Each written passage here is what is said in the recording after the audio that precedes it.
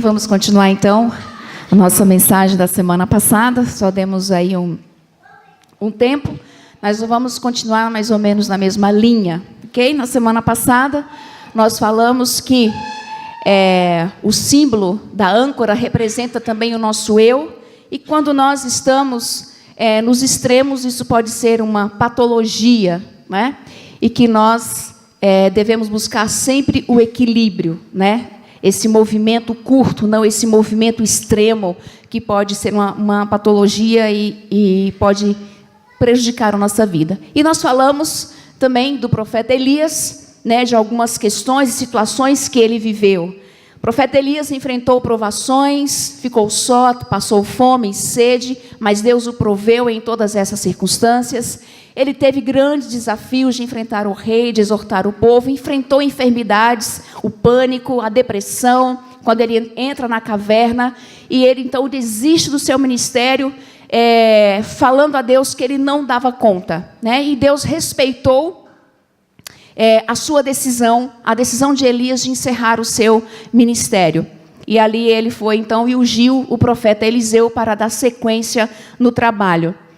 Ok? E aí, a nossa proposição: nenhum ser humano é vacinado contra aflições. Seria muito bom se nos postos e hospitais tivesse a fila, né, de vacinação contra problemas, crise financeira, crise no casamento, colesterol alto, obesidade, ganhar peso. Seria bom demais se tivesse vacina contra lutas, provações, mas não tem. Nenhum ser humano é vacinado contra aflições. Todos nós passamos por problemas, por dificuldades. Ok? Então, nós vamos falar um pouquinho do profeta Jeremias, que não é diferente de Elias ou de nós. Um grande homem de Deus que também passou por grandes situações difíceis na sua vida. Algumas informações que temos é que Jeremias ele foi chamado por Deus muito jovem. Jeremias capítulo 1, quando ele recebe a mensagem do Senhor, ele diz assim: eu sou apenas uma criança, dando a ideia de que ele era muito jovem. Não se tem a ideia de idade, mas talvez, se fosse no contexto de hoje, deveria ter seus 16, seus 14 anos, talvez. Mas ele foi chamado por Deus. Ele apresentou a sua idade, talvez, como um empecilho para que ele exercesse o ministério profético.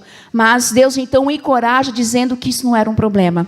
Que idade não era o problema para ele exercer o chamado de Deus. E Deus prometeu estar com ele. Tocou os lábios. Ouvi alguma coisa?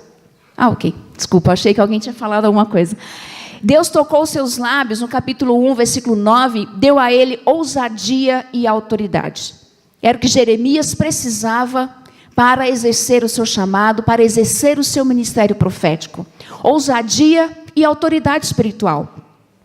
E Jeremias também, ele foi um profeta conhecido como profeta chorão. Ele era muito sensível. Parece que em todos os capítulos Jeremias está lamentando, Jeremias está chorando, ele está se sensibilizando com alguma questão do povo e de si mesmo. Ele escreveu Jeremias e escreveu também Lamentações, né? E conhecido como esse profeta chorão, muito sensível, muito melancólico, muito down. Jeremias é muito down. Quando a gente lê alguns textos em que ele vai falando de si mesmo, dá até dó de Jeremias, da situação emocional que ele se encontra em alguns momentos, tá? E aí, Jeremias enfrenta a solidão. A solidão foi um grande peso para Jeremias. E ele escreve, no capítulo 15, versículo 17 e 18, ele diz assim: jamais me sentei na companhia dos que se divertem. Nunca festejei com eles. Sentei-me sozinho, porque a tua mão estava sobre mim e me conheceste e me encheste de indignação. Porque é permanente a minha dor, minha ferida, ela é incurável. Nesse texto, Jeremias mostra que a mensagem de Deus que ele levava para o povo o tornava sozinho. Jeremias foi muito solitário, porque toda vez que ele trazia a mensagem de Deus, as pessoas se afastavam dele, porque muito dura era a mensagem que ele trazia para as pessoas. Era uma mensagem de condenação, de justiça, era uma mensagem que condenava o pecado, que mostrava ao povo o caminho que ele estava seguindo era totalmente contrário do caminho de Deus. E ninguém queria estar perto de Jeremias. Quando nós lemos outros textos do próprio livro de Jeremias, nós vemos que a própria família abandona ele.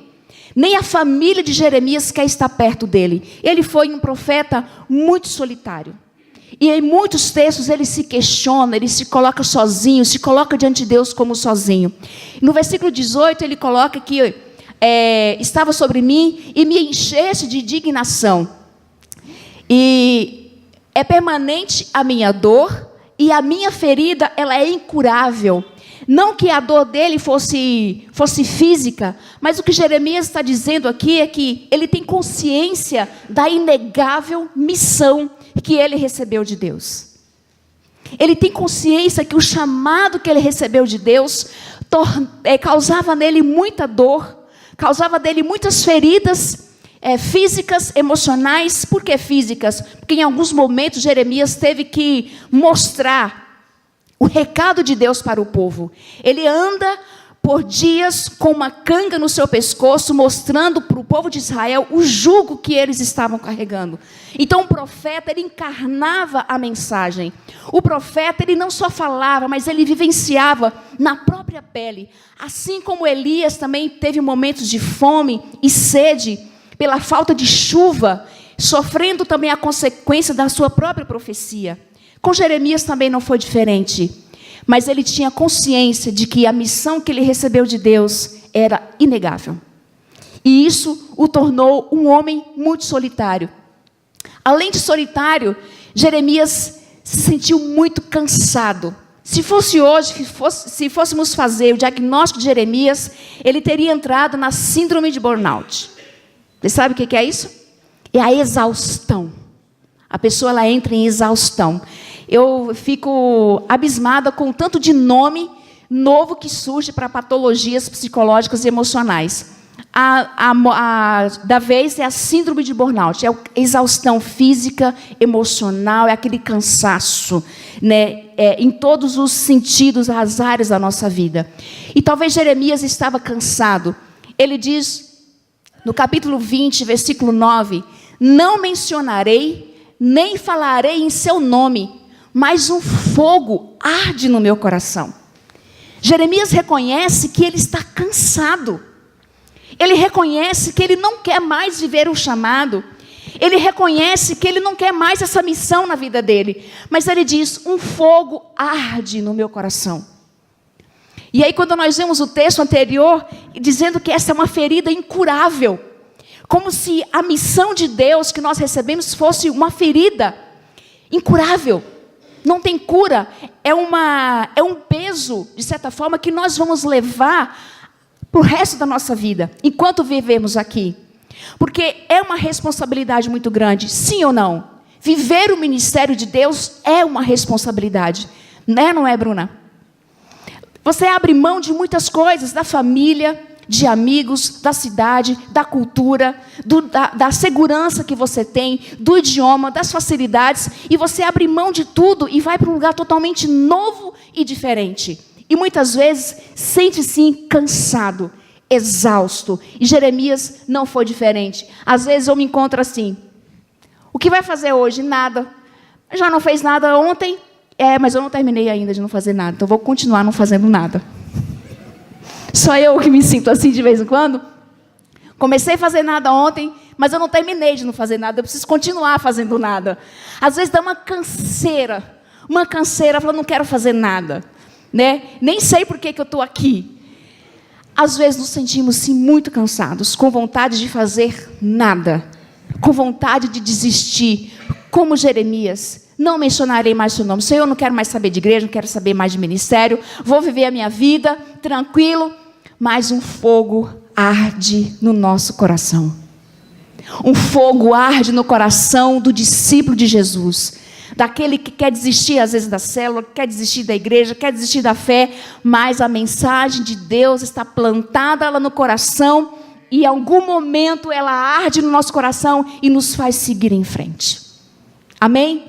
Muitas vezes, se o cansaço bater na sua vida, saiba lembre que maior que o cansaço é a chama do Espírito Santo de Deus na sua vida. Para te reerguer, para te colocar para cima, para te motivar, para te dar disposição e não te deixar desistir e simplesmente ficar assim pro resto da vida. Não vou fazer nada. Fica assim de vez em quando, é bom, mas levanta, segue em frente. Porque não está fácil para ninguém. Nem para o profeta Jeremias não foi fácil. No capítulo 20, Jeremias está tão cansado que ele tem desejos de morte. Assim como Jó, ele começa a amaldiçoar o dia que ele nasceu. Ele diz assim: maldito a pessoa que deu a notícia para o meu pai que ele ia ter um filho. Jeremias tem desejos de morte, porque ele está cansado. Ele diz: Senhor, não aguento mais, leva-me. Como Elias também teve essa situação, vivenciou isso. Como Jó também falou: não aguento mais, Senhor, me leva, não quero mais essa vida para mim. Teve também desejo de morte, porque a solidão, ela é cruel. O cansaço, às vezes também, ele acaba conosco. E aí Jeremias decide ter uma DR com Deus. Você sabe o que é DR, né? Discutir a relação. Jeremias resolveu discutir a relação com Deus. Olha o que diz no capítulo 12, versículo 1. Tu és justo, Senhor, quando apresento uma causa diante de ti. Contudo, eu gostaria de discutir contigo sobre a tua justiça. Olha a ousadia do profeta Jeremias. Porque o caminho dos ímpios prosperam. Vocês nunca fizeram essa pergunta para Deus? Senhor, eu dou o dízimo, sou fiel na igreja, vou na célula, sou fiel nos meus devocionais, eu oro, faço tudo justo, pago os meus impostos. E Deus, parece que a coisa não anda na minha vida, parece que eu estou sempre patinando. Aí eu olho para o lado, tem um que está roubando, que não está nem aí, que está vivendo a vida relaxadamente e está bem. E Jeremias começa a questionar a justiça de Deus. O mais interessante disso é que mais para frente, Deus fala: vem, Jeremias, pode vir, vamos conversar. O bom é que Deus entende as nossas angústias e as nossas aflições, e Ele se senta como um pai que quer escutar o filho, ou como a mãe diz: vamos lá, vamos conversar, vamos ter uma DR. O que você quer saber? Qual é a sua dúvida? Quais são os seus questionamentos? E Jeremias, ele se coloca diante de Deus. Por quê? Jeremias tinha a ideia de que prosperidade e bênção estava relacionada à fidelidade a Deus. Esse era um conceito do judeu, a nação escolhida por Deus. Eles tinham a ideia de que aquele que era fiel a Deus teria uma vida próspera. E Deus não disse nada disso para ele e nem está dizendo para nós. A fidelidade a Deus é pelo que Ele é, não pelo que Ele nos dá. Nós falamos isso semana passada. Então, ele chega diante de Deus angustiado e triste pela situação que eles estavam vivendo. Jeremias se via na miséria. Ele se via na lama, no caos, sozinho. E ele diz: Deus, que justiça é essa? Por que os ímpios festejam? Vai bem financeiramente e olha como nós estamos. Ele tinha essa ideia, mas a verdade, uma coisa é uma coisa, outra coisa é outra coisa. Se Deus quer abençoar a nossa vida, Ele vai abençoar. Se Ele não quiser abençoar, Ele não vai abençoar. Isso não muda a personalidade de Deus. E aí ele continua, no versículo 5, a resposta de Deus para Jeremias. Gostaria que vocês lessem. 1, 2, 3.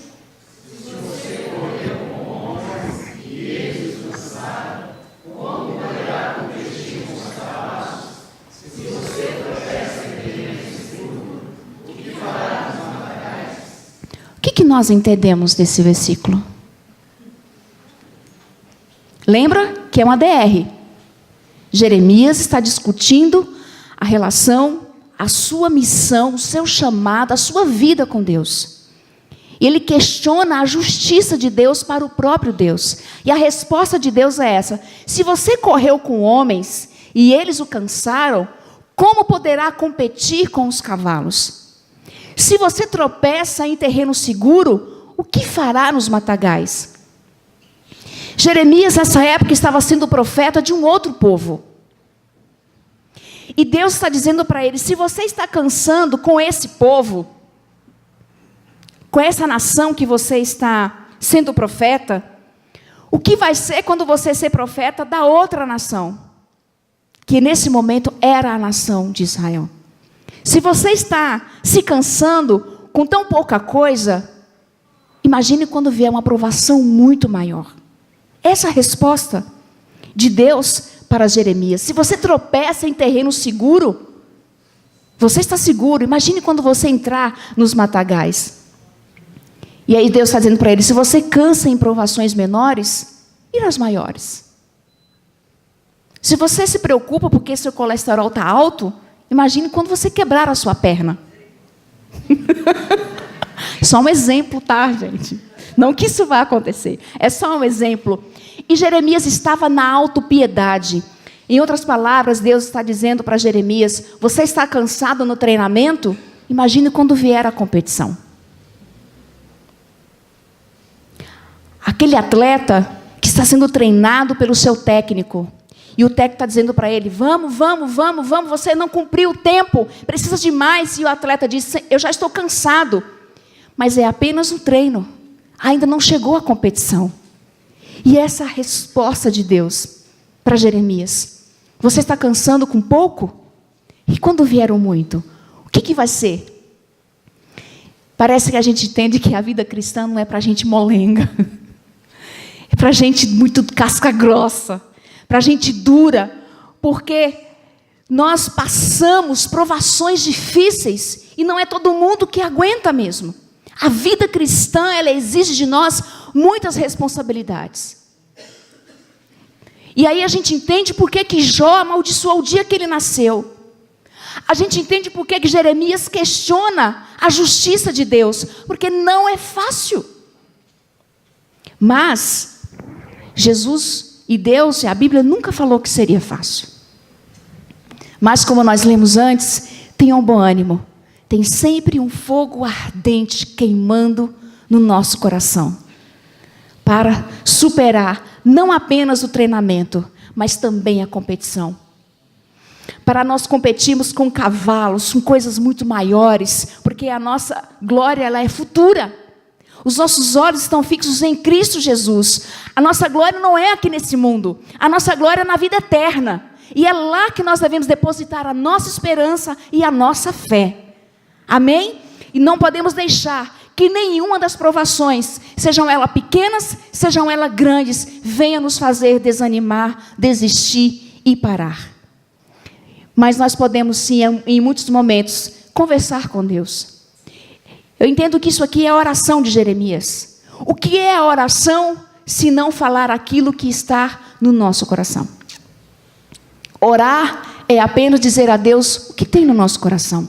Não é falar palavras bonitas ou esperar um momento. Eu já disse aqui, alguns de vocês também já comentaram, às vezes a gente entende que precisa orar, mas não está com vontade.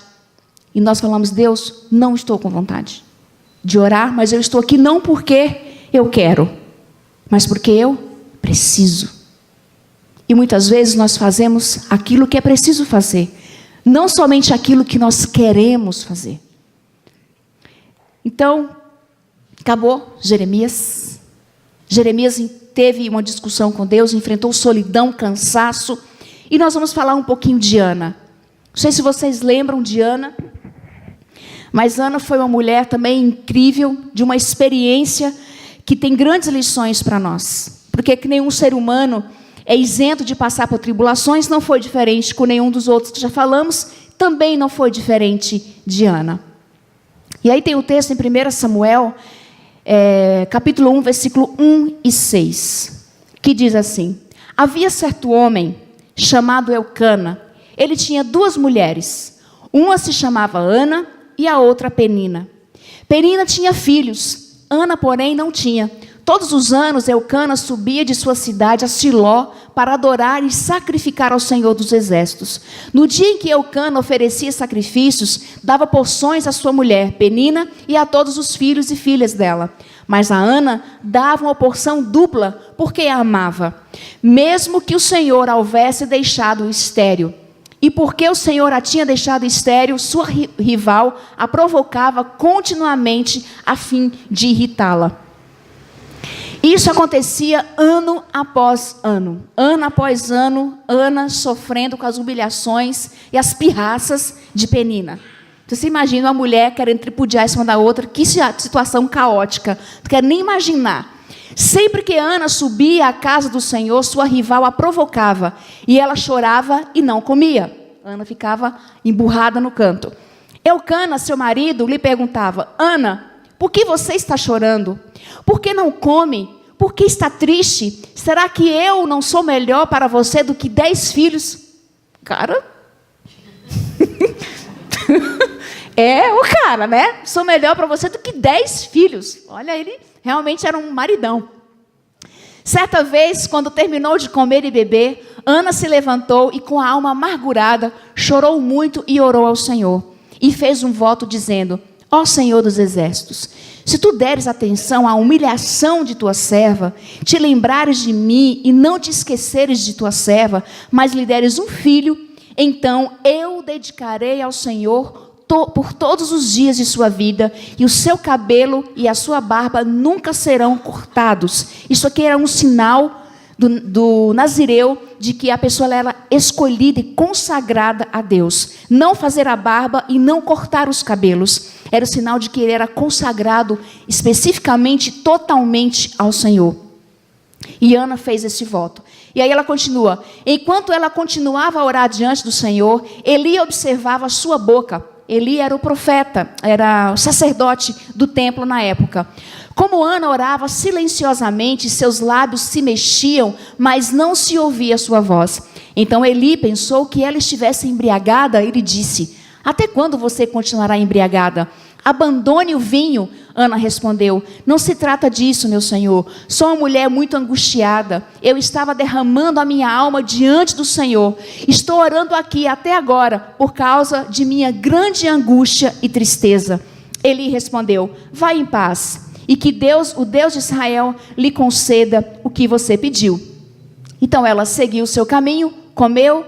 O seu rosto já não estava mais abatido. Na manhã seguinte, eles se levantaram, adoraram o Senhor e então voltaram para casa em Ramá. Elcana teve relações com sua mulher Ana e o Senhor se lembrou dela. Assim Ana engravidou e no devido tempo deu à luz um filho e deu-lhe o nome de Samuel, dizendo: eu o pedi ao Senhor. Uma história muito linda, mas convenhamos que Ana teve grandes frustrações. O texto diz: ano após ano, ela sofria as humilhações de sua rival Penina. A graça amarga, porque o nome Ana significa graça. Olha que interessante. O nome Ana significa graça, mas ela sempre se referia como uma mulher amarga, amargurada, abatida por causa das provocações e das aflições que ela sofria. Ana, ela não se contenta com o que ela tem. Ana tinha um bom marido, Ana tinha casa, Ana tinha dinheiro, ela era muito amada, ela tinha fé em Deus, mas ela não se contentava com o que ela tinha.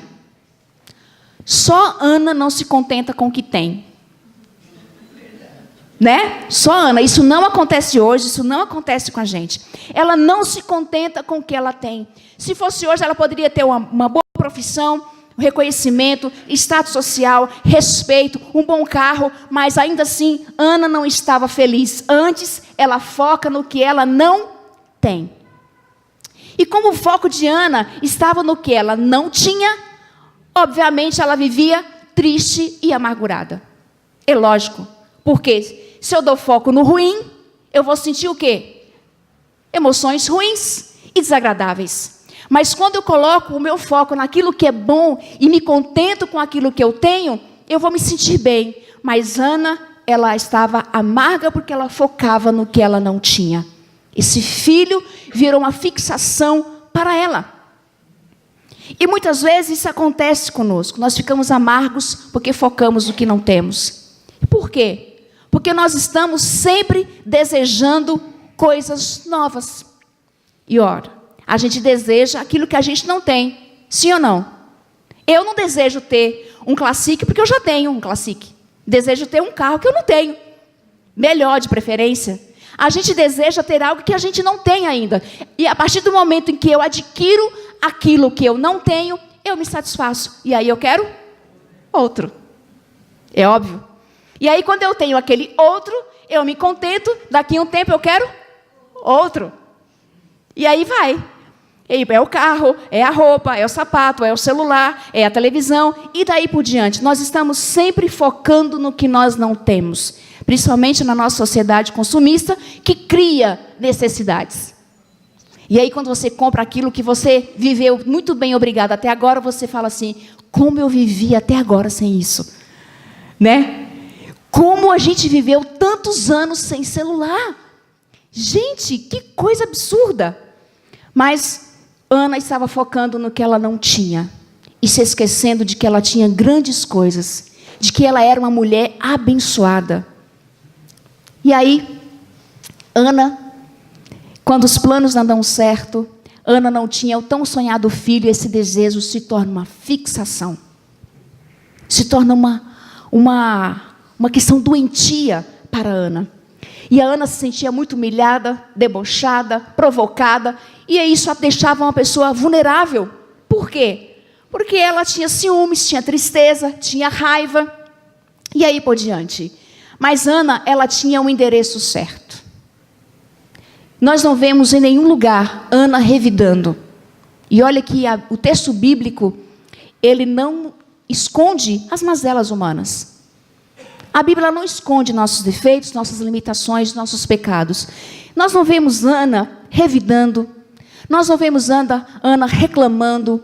Não vemos Ana vingando de Penina, mas ela tinha o endereço certo. No versículo 15, 16, ela vai a Deus, ela vai ao templo e apresenta a Deus suas aflições e suas angústias. E Ana sabia o que fazer com seus sentimentos. É verdade que ela se deixava ser atingida pelas provocações de Penina. Sim ou não? Ela se permitia ser provocada por Penina. Porque ela ficava triste, ela ficava amargurada, ela ficava irritada. E muitas vezes isso acontece conosco. Nós nos deixamos ser irritados pela provocação do outro. Nós nos deixamos ser provocados por aquilo que o outro fala ou faz. E aí, é exatamente por isso que existem muitos conflitos. Porque eu me irrito com o que o outro fala. Eu me irrito com o que o outro faz. Não me conformo e isso gera uma série de conflitos. Mas o que eu vou fazer com os meus sentimentos? O que eu vou fazer com as minhas emoções, com aquilo que eu sinto? Se alguém disse algo para mim que eu não gostei, mesmo que aquele algo não seja tão errado, como que nós vamos resolver isso? Eu vou devolver na mesma moeda? Eu vou brigar porque eu não gostei? Ou eu preciso aprender a gerenciar as minhas emoções? E fazer como Ana. Ela tinha o endereço certo. Ela vai diante de Deus apresentar as angústias e as aflições.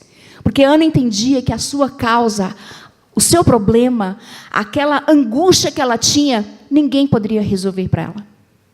Ana sabia que somente Deus poderia dar alívio para a sua dor. Ana entendia que somente Deus poderia afagar o seu coração e aquietar o seu coração. Ana não fica choramingando pelos cantos, ela não fica reclamando, ela não fica fofocando, ela não fica causando intriga, mas ela vai a Deus e diz: Senhor, lembra da tua serva, lembra de mim. E ela faz um voto espiritual, de que se ela ter um filho, ela vai consagrar esse filho ao Senhor. Nós aprendemos com Ana que nós precisamos ter endereço. No momento que nós nos sentimos angustiados, aflitos, precisamos saber qual é o endereço que eu vou. Eu vou na vingança? Eu vou na agressividade? Eu vou no desespero? Eu vou no desânimo? Ou eu vou aos pés de Cristo e derramo? Como o apóstolo Paulo diz: não andes ansiosos por coisa alguma, mas antes apresente suas angústias, suas tristezas, suas aflições a quem? a Deus. Ele é o nosso endereço no momento de angústia e no momento de aflição. Ana se sentia então humilhada e exaltada, e debochada, e envergonhada. Por quê? Porque a sociedade humilhava as mulheres que não tinham filho. Ana era uma mulher humilhada pela sociedade, não por Deus. A sociedade pensava que a mulher que não tinha filho era amaldiçoada por Deus. E Ana levava esse sentimento de maldição na vida dela. Mas não era Deus que amaldiçoou. Não era Deus que estava castigando Ana. A sociedade, ela pressionava, e muitas vezes a sociedade nos cobra. Cobra de nós e nos impõe culpas que não são nossas, que nós não precisamos levar. Se um casal está namorando, qual é a próxima pergunta que se faz para eles? Quando vai ficar noivo? Se fica noivo, qual que é a próxima pergunta? Quando vai casar? Se casa, qual que é a próxima pergunta? Aí se tem um filho, qual que é a próxima pergunta? Aí se vê o próximo filho, qual que é a próxima pergunta? Aí não acaba nunca. As perguntas, as cobranças sociais, elas não acabam. Não é? Elas não acabam. A sociedade está sempre nos pressionando a fazer coisas que muitas vezes nós não queremos fazer. Vocês acham que nós não somos pressionados? Hoje nem tanto. Também depois de 12 anos de casado, não teve filho. Mas quando nós casamos, a pressão era grande. Quando vai ter filho? Quando vai ter filho? Quando vai ter filho? Quando vai ter filho? Tem uma vez que eu cansei. E aí uma pessoa querida chegou para mim uma vez e falou assim: você sabe que a Bíblia fala que toda árvore que não der fruto é cortada e lançada no fogo. Eu olhei para ele e falei: ainda bem que eu não sou uma árvore. A resposta veio imediatamente, foi uma iluminação do Espírito. Olha o contexto, a pressão que as pessoas fazem como sociedade para que nós seguimos o padrão. E aí, por um tempo, eu ficava irritada. Eu ficava incomodada com essas cobranças. Mas depois, eu falei: nunca vão parar de cobrar, então é melhor aceitar que dói menos. Né? Aceita que dói menos. E nunca mais eu me incomodei com esse tipo de provocação, com esse tipo de pressão. Não quer por quê? Porque não quer, pronto, acabou. A vida é minha, faço o que eu quiser. Se eu quero ter filho, eu tenho. Se eu não quero, eu não tenho. Né? E por aí vai. Nós somos livres com as nossas escolhas, mas não podemos deixar que o outro faz e fale nos afete. Eu poderia ser uma pessoa traumatizada hoje. Ser uma árvore lançada no fogo. Mas não. Tudo bem, deixa ele pensar o que ele quiser. Mas eu preciso aprender a lidar com os meus sentimentos, com as minhas emoções e a receber aquilo que o outro faz e decidir o que fazer com aquilo. Eu guardo e fico remoendo aquilo dentro de mim, aquilo fermenta e só amplia, ou eu simplesmente abstraio aquilo que a pessoa fala. Isso não me agrega, isso não me ajuda, então eu vou descartar. Gente, a gente é muito mais feliz quando a gente aprende a fazer esse tipo de conduta. Pega aquilo que é bom, aquilo que não é bom, descarta. E não vale ficar magoado com a pessoa. Não fiquei magoada. Os humilhados serão exaltados. Então o profeta Samuel foi o último juiz e o porta-voz de Deus de Israel. Foi nada mais, nada menos do que o homem que ungiu o rei Davi para reinar sobre Israel. Foi um homem extraordinário, um homem usado por Deus. E Ana cumpriu a sua promessa, ela cumpriu o seu voto. Quando o menino foi desmamado, Ana, mais ou menos 3, 4 anos de idade, Ana entrega a criança ao profeta Eli. E diz: a partir de hoje ele vive com você, porque eu vou cumprir a minha promessa. Sacerdote Eli.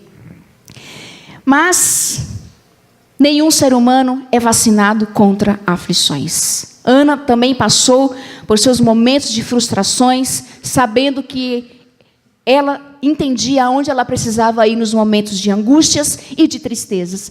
E por último, vamos falar do nosso querido Moisés. Moisés também tem grandes lições a nos ensinar, com grandes situações, dificuldades que ele teve na vida.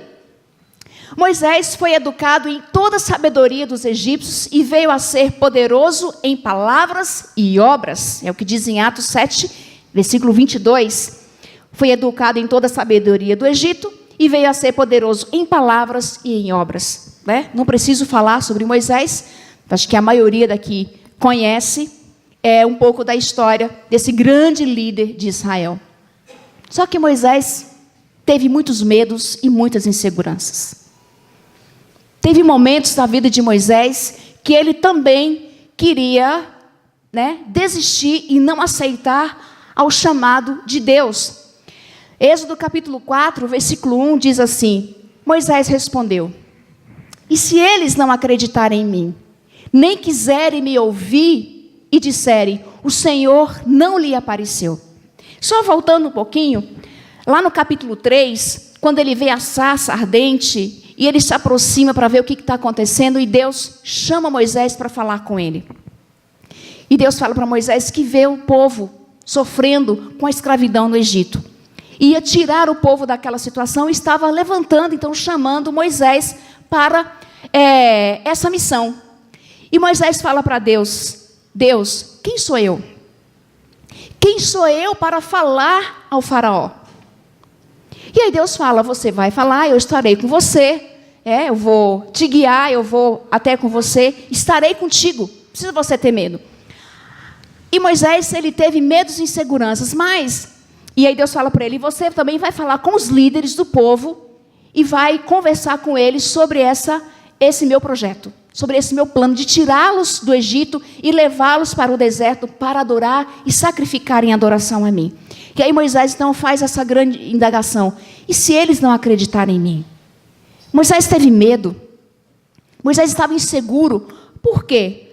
Porque ele tinha a sabedoria do Egito, mas ele ainda não tinha experimentado o poder de Deus.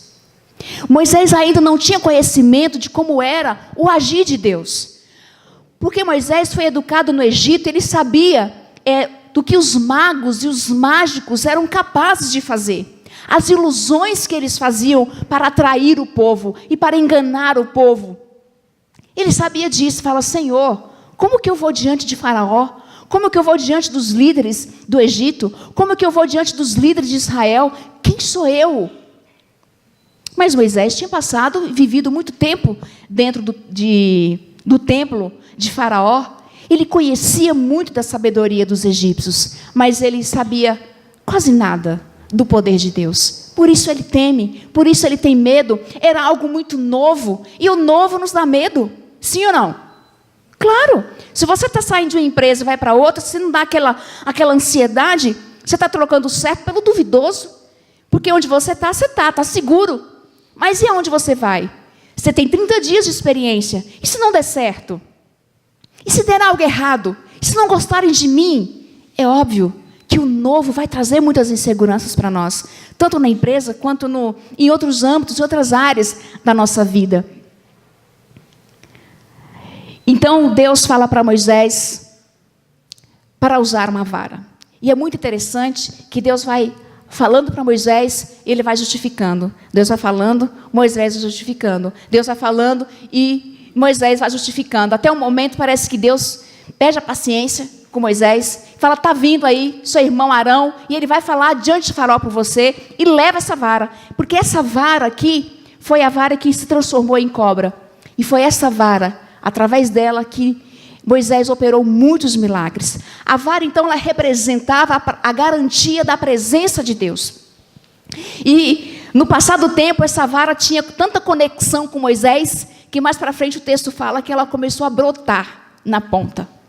A vara, que era uma vara seca, apenas um pedaço de madeira, começou a brotar. Mas ela era um sinal da presença de Deus. E hoje nós temos também o Espírito Santo de Deus na nossa vida. Nós temos as Escrituras na nossa mão para nos ajudar a vencer nossos medos e nossas inseguranças. Amém? Se Moisés tinha garantia de uma vara, fazendo milagres com ela, imagine nós que temos o Espírito Santo de Deus na nossa vida e que temos a palavra de Deus na nossa mão. Nós vamos vencer nossos medos, vamos vencer nossas inseguranças, nosso medo do novo, medo de mudança, sabendo que Deus, Ele estará assim conosco a cada dia. E a outra justificativa de Moisés foi: Senhor, eu não sei falar. Eu tenho uma grande dificuldade para falar. Nós não sabemos, aqui está o texto, Moisés diz: Senhor, nunca tive facilidade para falar, nem no passado, olha o raciocínio de Moisés, nunca tive facilidade para falar, nem no passado, e nem agora que você falou comigo. Ou seja, até agora você falou comigo, nada mudou. Eu continuo com dificuldades para falar, não consigo falar bem. E aí aquele texto que vai falar, algumas traduções falam: sou pesado de boca e sou pesado de língua. Moisés entendia que ele tinha uma limitação. Nós não sabemos se essa limitação de Moisés era gagueira, ou se realmente numa situação de pressão, ele começava a gaguejar, ele tinha dificuldade de se expressar, não dá para saber.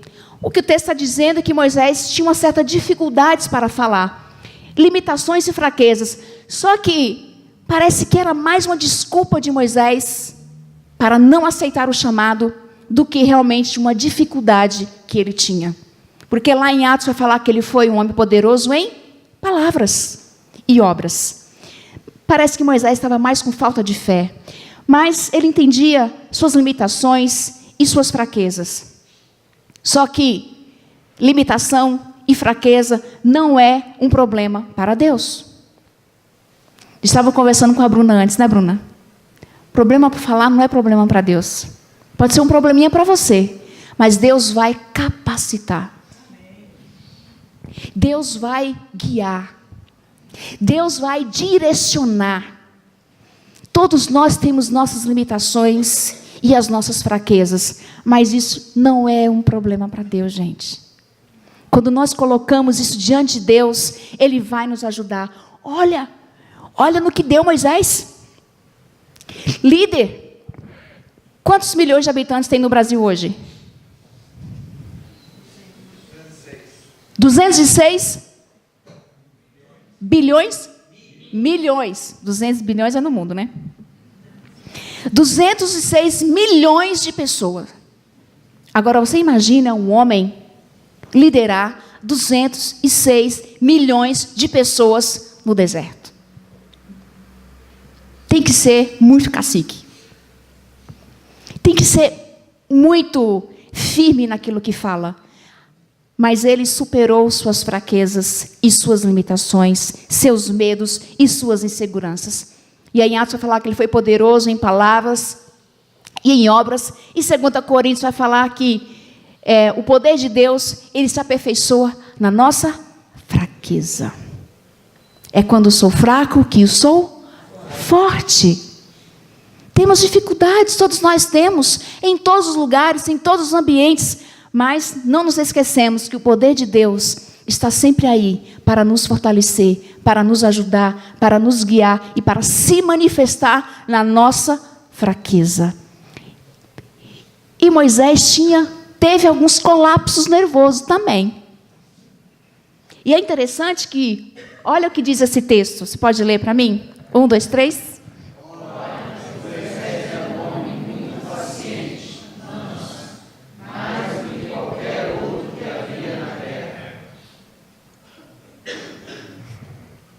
Parece meio contraditório. O homem mais manso, mais paciente da face da terra tem um colapso nervoso. Mas teve. Pelo que diz em Números 12, versículo 3, ele era o homem mais manso que já tinha vivido até aquela época. Pode ser que depois de Moisés existiram outros muito pacientes, mas até essa época foi Moisés. Mas Moisés teve alguns ataques de nervo. Êxodo 32, eu gostaria que você abrisse esse texto, eu não coloquei aqui. Êxodo, segundo livro da Bíblia, capítulo 32 e versículo 31.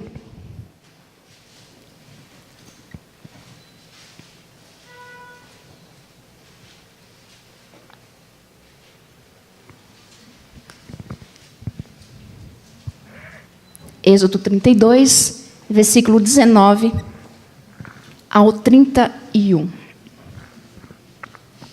Quem pode ler aqui para mim? Tá, aí pode ler?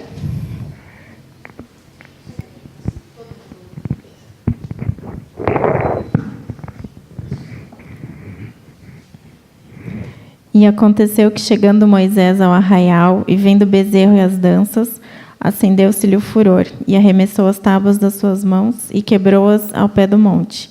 E tomou o bezerro que tinham feito e queimou-o no fogo, moendo-o até que se tornou em pó. E o espargiu sobre as águas e deu a beber aos filhos de Israel. E Moisés perguntou a Arão: que te tem feito este povo, que sobre ele trouxeste tamanho pecado? Então respondeu Arão: não se acenda a ira do meu senhor. Tu sabes que este povo é inclinado ao mal. E eles me disseram: faze-nos um Deus que vá diante de nós, porque não sabemos o que sucedeu a este Moisés, a este homem que nos tirou da terra do Egito.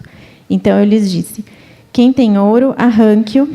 E deram-no e lancei-o no fogo, e saiu este bezerro. E vendo Moisés que o povo estava despido, porque Arão o havia deixado despir-se para vergonha entre os seus inimigos. Pôs-se em pé Moisés na porta do arraial e disse: quem é do Senhor, venha a mim. Então se ajuntaram a ele todos os filhos de Levi. E disse-lhes: assim disse o Senhor, Deus de Israel: cada um ponha a sua espada sobre a sua coxa. E passai e tornai pelo arraial de porta em porta, e mate cada um a seu irmão, e cada um a seu amigo, e cada um a seu vizinho.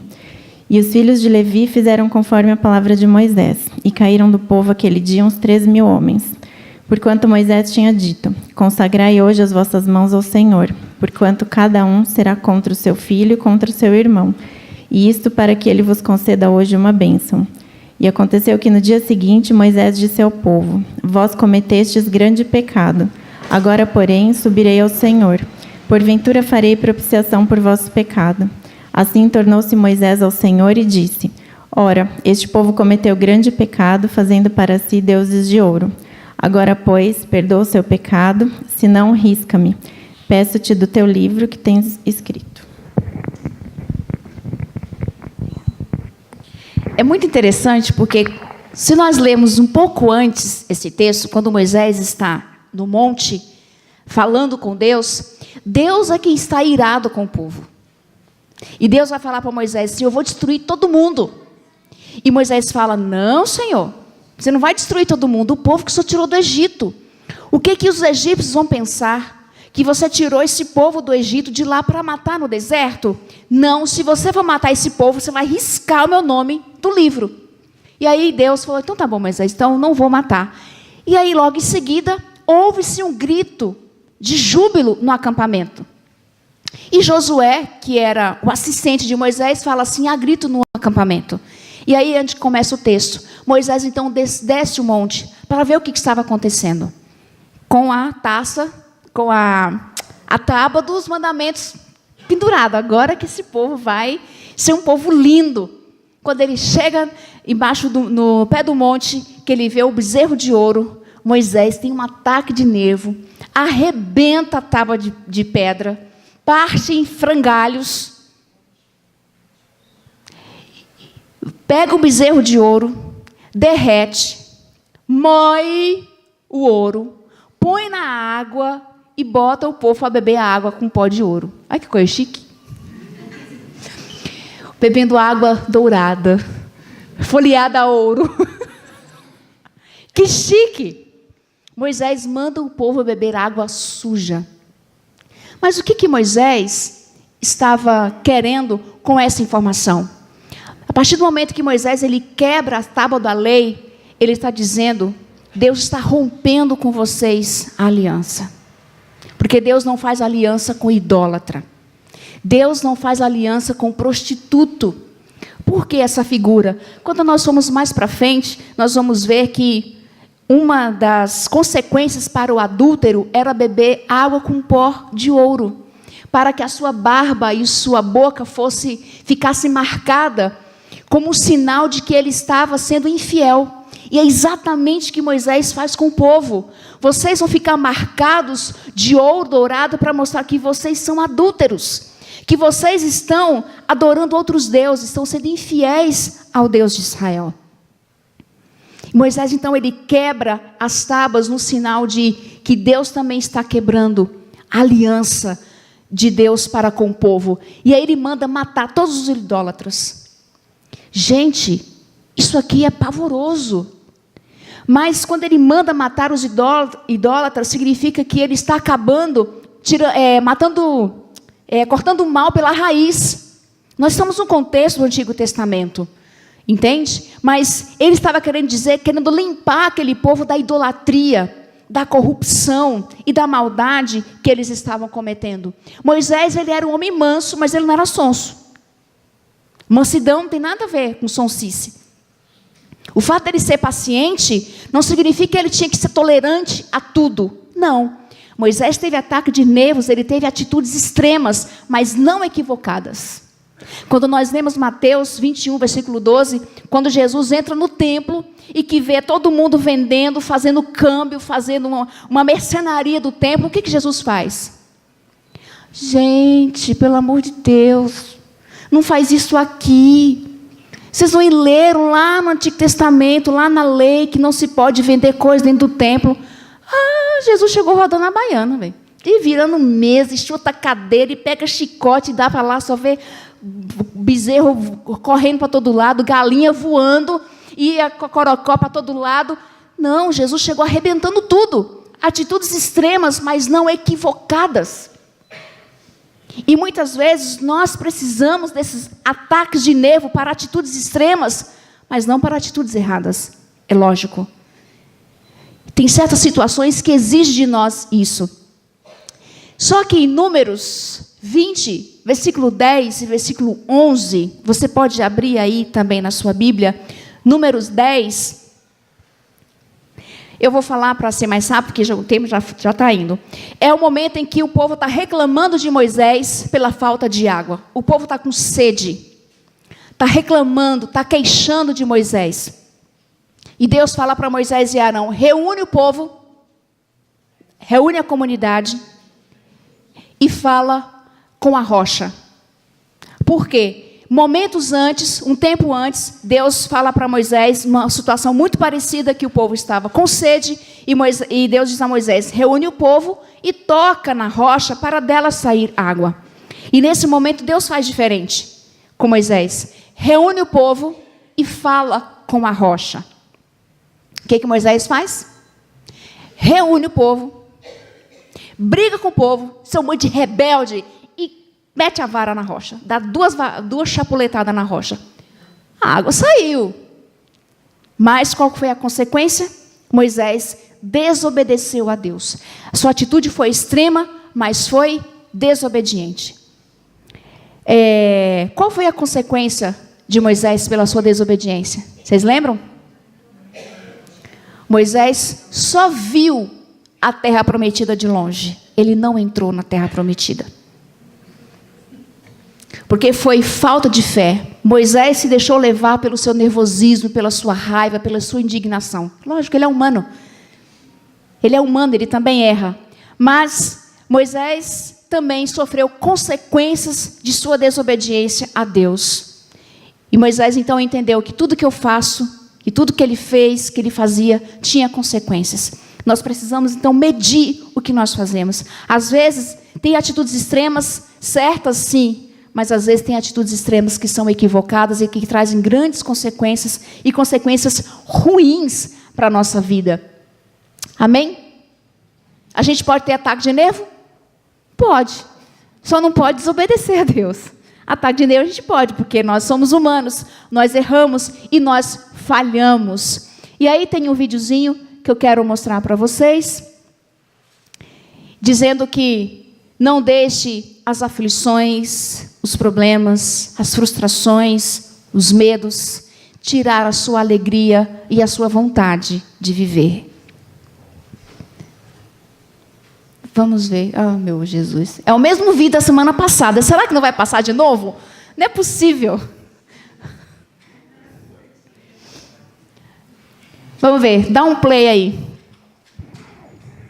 Está de marcação comigo esse vídeo. Ele está solto também dentro da pasta. Então você pode passar. Aí. Pronto. Foi.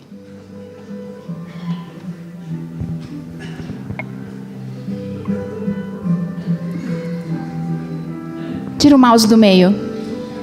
Isso.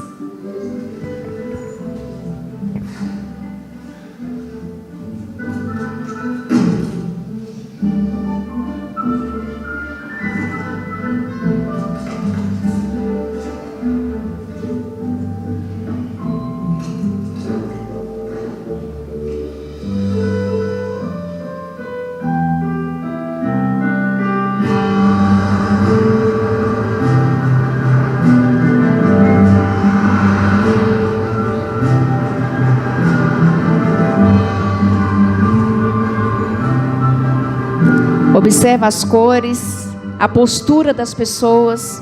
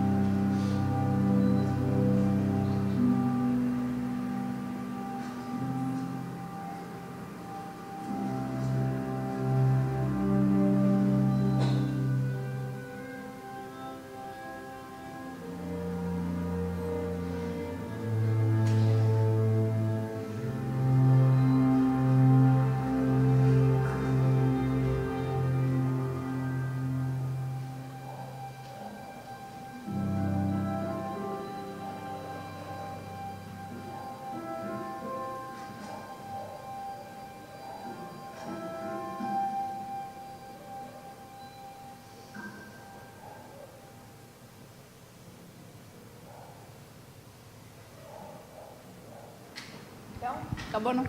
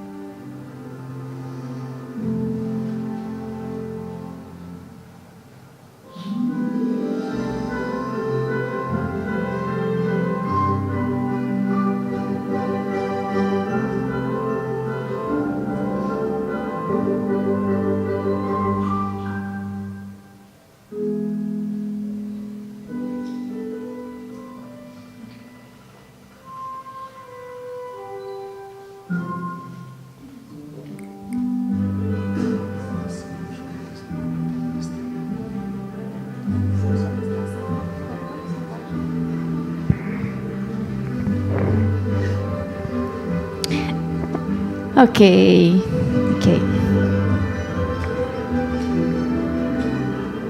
Bonitinho esse vídeo, né?